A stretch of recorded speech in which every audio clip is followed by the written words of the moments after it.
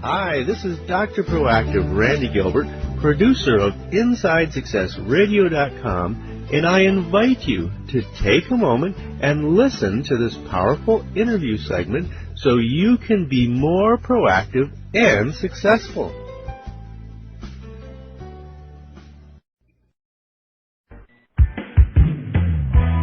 Let's return to the path to triumph with the Inside Success Show. And welcome back to the Inside Success Show. This is Randy Gilbert, and I'm back with Harrison Monarth and Larina Kase, authors of The Confident Speaker.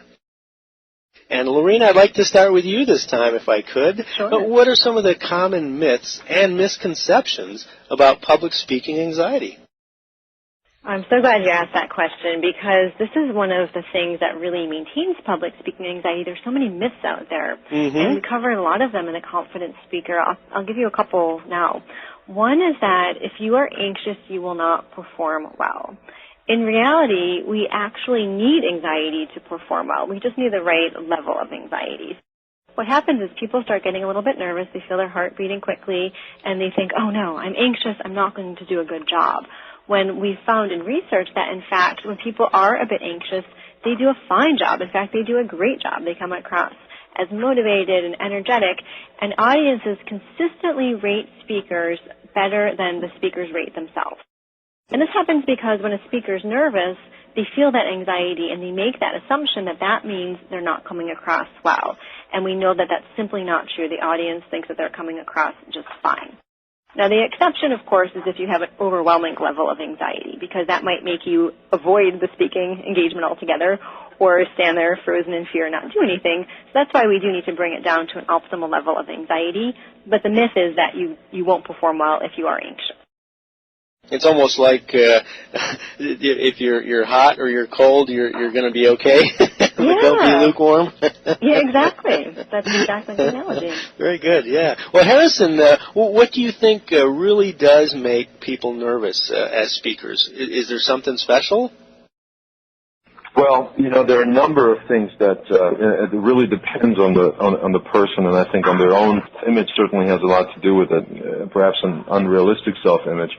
But in some profound ways, I think that people are just more anxious than they really need to be. People feel that they are unprepared, that they perhaps don't know enough about the topic they're going to speak.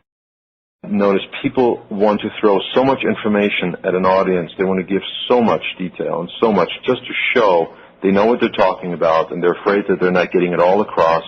And it's really... the reason for this is a lack of a clear objective. So people really overwhelm an audience with too much detail, perhaps the wrong amount of details. That's one.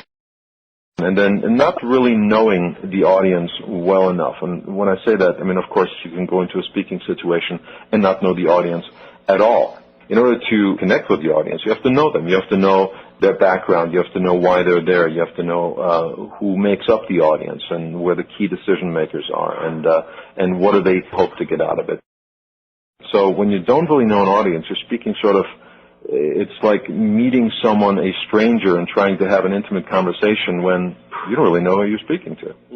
So I'd say those are two keys. Very good. That make people nervous. Yeah, thank you very much, and that makes it really clear that there are ways of overcoming those things. Larina, in looking at what the top situations that might bring public speaking anxiety to the surface, what would you say they are?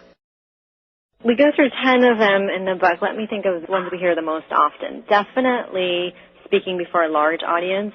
Something about the size of the audience certainly makes a difference for people.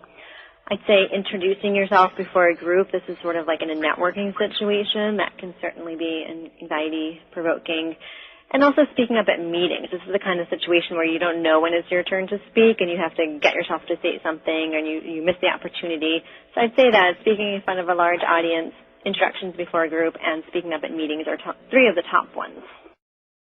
Yeah, and those are the kinds of things that you can, again, actually create sort of a strategy for overcoming those, right? Absolutely. Like if you're not sure of when you're going to speak, what would you say would be a good strategy for that?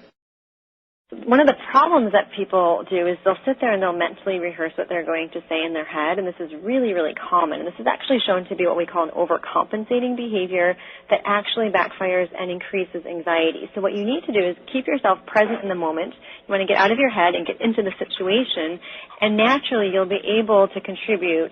You don't want to sit there over-planning what you're going to say, because then it's going to sound artificial and it won't flow with the topic at hand. Hi, this is DrProactive Randy Gilbert. Thank you for listening to InsideSuccessRadio.com. Now I want to invite you to listen to this entire interview for free. All you have to do to get VIP access is to type in the link as you see it below.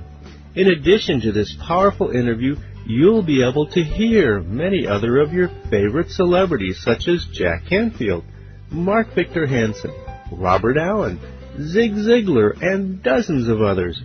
Plus, there are thousands of dollars in valuable bonus gifts just waiting for you to redeem them. Go ahead, type in the link that appears at the bottom and join me in my studio.